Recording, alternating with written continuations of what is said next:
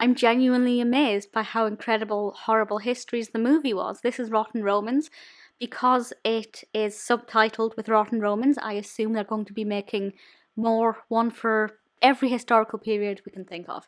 And honestly, I completely support that idea because this was brilliant. So I'm going to be giving my review from two perspectives.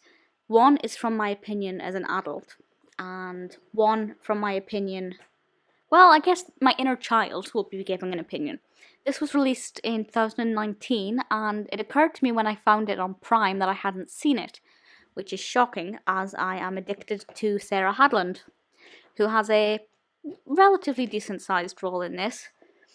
And when I started watching it, straight away I just thought this is really good. And one of the first things that really struck me was how visually beautiful it is. We have a lot of vast open spaces, we have a lot of bright sunlight, which really illuminates the scenes and makes them a lot more eye-catching and appealing.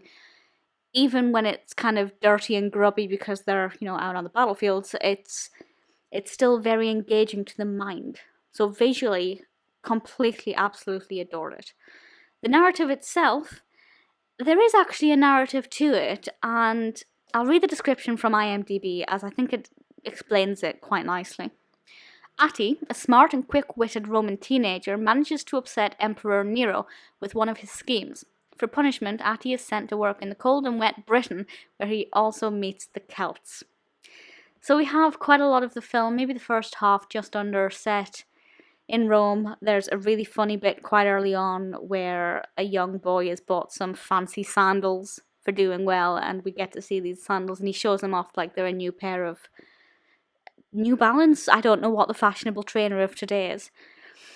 But when we get to Britain, there are a lot of aspects that you wouldn't really get if you lived outside of the UK. There's mentions to St Albans and Colchester, and if you're not familiar with these areas, it might not mean much, but it looks at,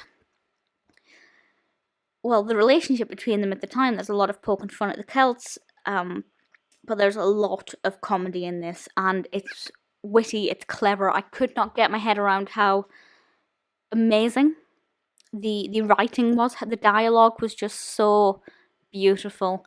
Every 2 or 3 sentences was funny, and that's funny not for my inner child, but funny for me. And I think perhaps that's when we get the level of not adult humour, but humour that perhaps only older viewers might get because it requires a certain knowledge about just basic things in life. There's also a lot of things that the children would like, for example, like that quip about the designer sandals. There's a little bit of silly humour. There's a whole thing about Farticus, which for me wasn't funny. I'm one of those really boring people who doesn't find farts funny.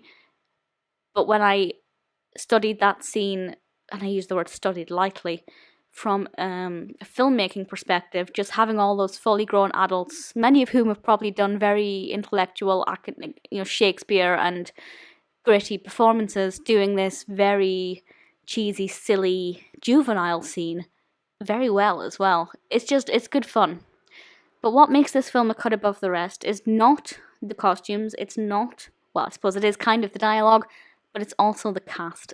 This is very much, how many famous British actors can you name? And I will name some of them because it's just absolutely sensational, this cast. Before I forget as well, the historical accuracy. There are obviously a lot of liberties because, well, there just are. But I reckon it's pretty true for the most part. If you know nothing about the Romans, it might be quite hard to follow actually, but I think this is a perfect companion for school children who are learning about the Romans or the Celts to watch as an accompaniment to the classroom. Helps bring everything to life and makes them think about what could be a really dry, dull subject in a really exciting and invigorating way.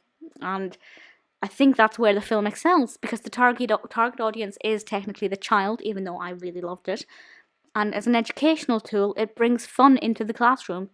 This is something I think teachers could put on a wet playtime or on a Friday afternoon, and it's really enjoyable, a great entertainment, last day before Christmas.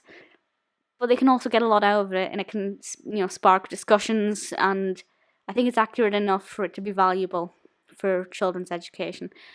Sebastian Croft plays Atti and Emilia Jones as Orla, both brilliant, fantastic performances, very lively, great at the dances. We have some song numbers in this, which I wasn't expecting, but we had some really great songs. And the last one, the name of which I can't remember, but it was brilliant. Some pretty fun dance numbers, very catchy tunes. I may have to look out for the soundtrack. Then we have some names. Nick Frost, who plays Arghus, and I thought he was, he's brilliant, very engaging. Rupert Graves, Lee Mack, that was one of the other reasons why I really wanted to watch this.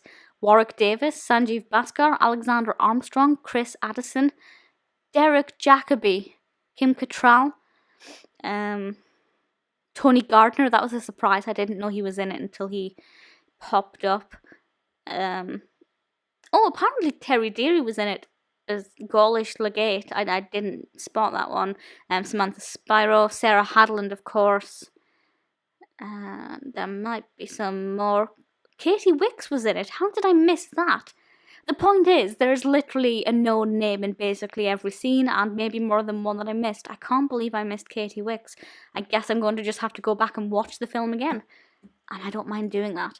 It's not a film for an adult that you can really sit down and pay full attention to and not have your mind wander, unless you like silly humour, which some people do, and that's completely fine. Comedy is a very personal thing.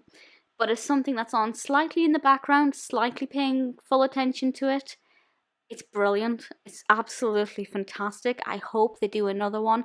I'd love to see the Vile Victorians. That'd be absolutely sensational. I would love that. Or the Barmy British Army. There are so many horrible histories books that I love that would be brilliant turned into a film. I don't know what they're working on next. But I personally think that this one is sensational and I fully recommend it.